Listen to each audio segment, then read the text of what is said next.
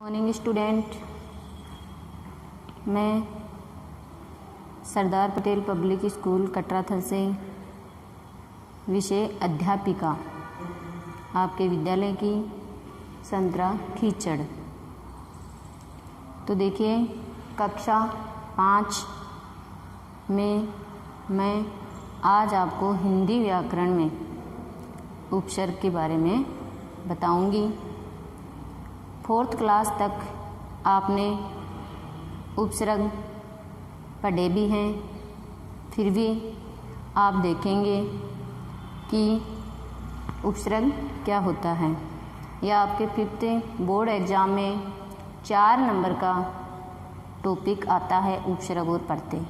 तो ध्यान से समझेंगे और फिर इसे लिखेंगे। तो देखिए, उपसर्ग परिभाषा देखेंगे, वे शब्दांश जो किसी शब्द से पहले जुड़कर उस शब्द के अर्थ में परिवर्तन कर देते हैं, उन्हें उपसर्ग कहते हैं। परिवर्तन कर देते हैं कैसे? देखिए, ध्यान से देखिए। जैसे मैंने लिखा यहाँ पर हार। हार क्या है? एक शब्द है। हार क्या है? शब्द है। और हार का मतलब क्या होता है? हार यानी होता है गहना। गहना भी हो सकता है। हार यानी पराजित, यानी हारना भी हो सकता है। हारना और गहना, इसका क्या अर्थ निकल रहा है? गहना या हारना। लेकिन जब अपन इसमें क्या जोड़ देंगे? उपसर्ग। उपसर्ग वे शब्दांश। शब्दांश का मतलब समझते हो आप कि एक शब्द न होकर उसका अंश। जैसे आ प्लस हार, तो आ प्लस हार में शब्द क्या बना? आहार। तो अपने पास शब्द क्या था? हार। हार का अर्थ क्या था? पराजित या फिर गहना, जिसमें अपने आ उपसर्ग जोड़ दिया। आ उपसर्ग जोड़ दिया और शब्द क्या बन गया? आहार। आहार का अर्थ क्या होता है? भोजन। आहार का अर्थ क्या होता है? भोजन। तो देखो, शब्द में परिवर्तन हो गया ना, कि वे शब्दांश जो किसी शब्द के पहले जुड़कर शब्द के अर्थ में परिवर्तन कर देते हैं, उन्हें उपसर्ग कहते हैं। आ एक शब्दांश है।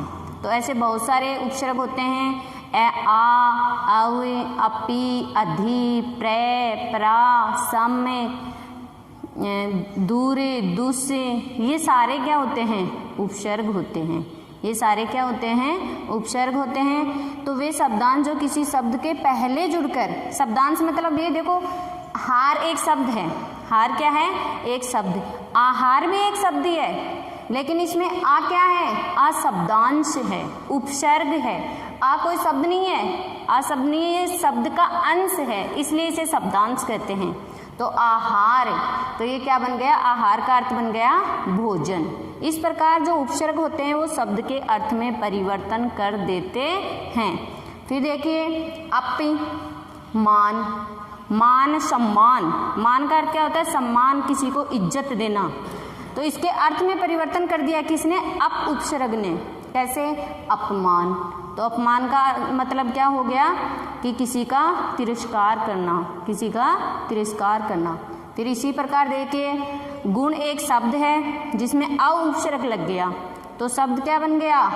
अवगुण। शब्द क्या बन गया? अवगुण। अर्थात इसके शब्द के अर्थ में इसने क्या कर दिया?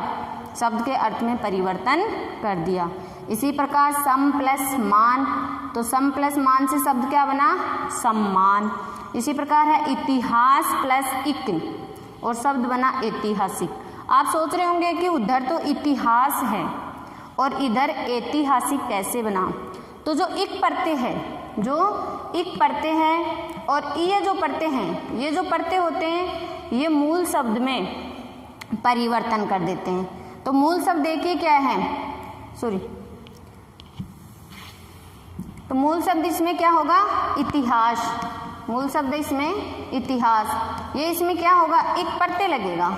इक इसमें क्या है? प्रत्यय है। तो ये अपन पढ़ते में देखेंगे।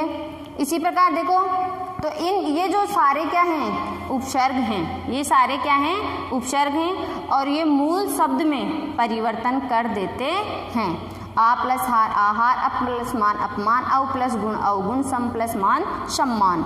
तो इसी प्रकार से आप इन उपसर्गों से आप 3-3 शब्द बनाएंगे, जैसे अन्नु, आपे, अधि, उपे, परि। इन 5 शब्दों से आप 3-3 शब्द बनाएंगे और अपने नोटबुक में लिखेंगे। Thank you.